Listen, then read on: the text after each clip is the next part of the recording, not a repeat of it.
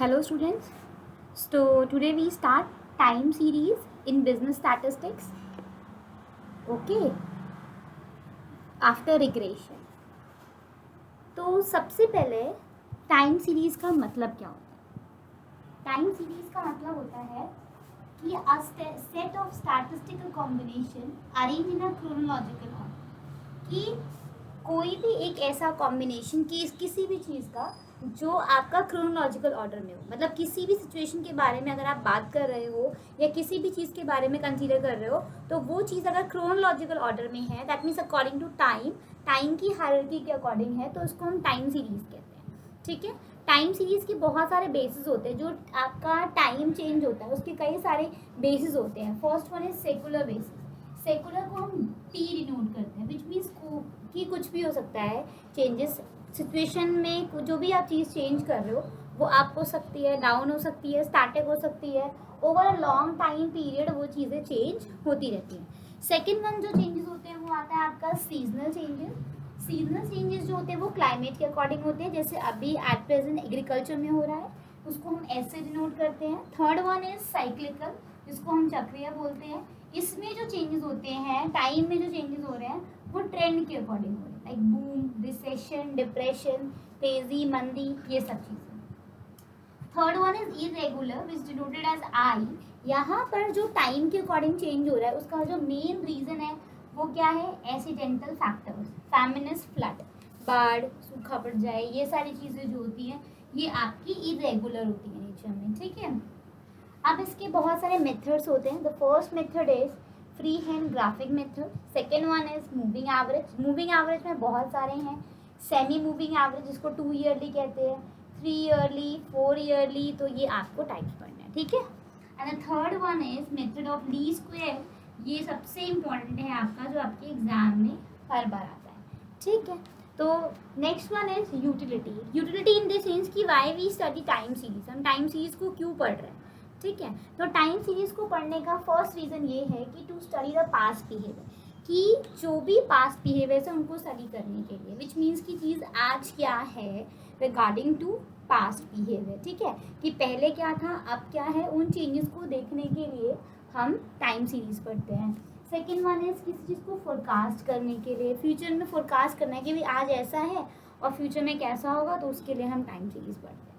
Third one is estimation of trade cycle. Trade cycle मैंने भी आपको बताया ना, ट्रेड साइकिल होता है ये अप एंड डाउन, तो उसको एस्टिमेट करने के, अनुमान लगाने के लिए हम टाइम सीरीज पढ़ते हैं.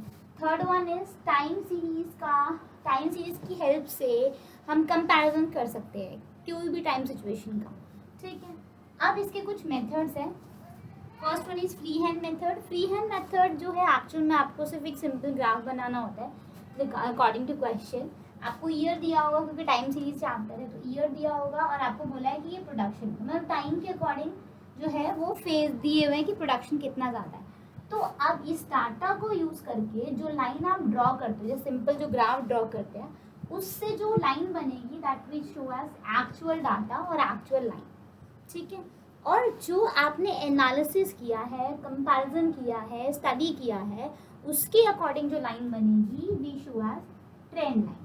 मोस्ट प्रोबेबली ये स्ट्रेट शो होती है ट्रेंड लाइन. तो ये ट्रेंड लाइन है नहीं, इस ट्रेंड लाइन को बनाना पड़ेगा कैलकुलेशन के साथ. ये एक्चुअल डाटा आपके पास गिवन है. Using calculation according to the methods then we draw trend line. ठीक है.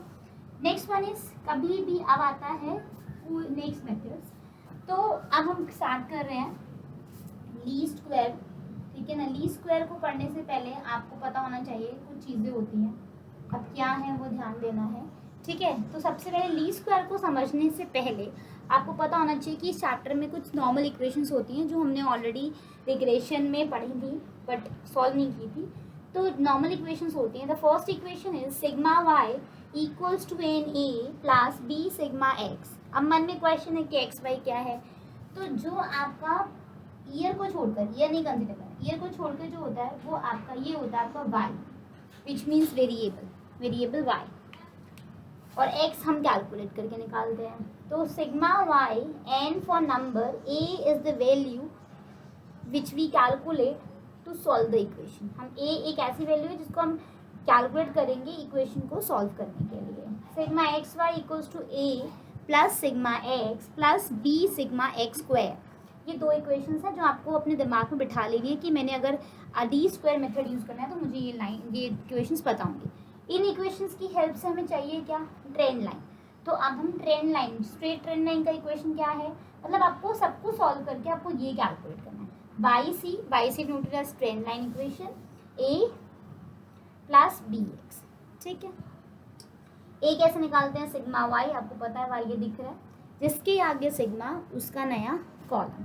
ठीक है, तो ए सिग्मा वाई अपॉन में N, B equals to sigma X Y upon में सिग्मा एक्स स्क्वायर। ठीक है।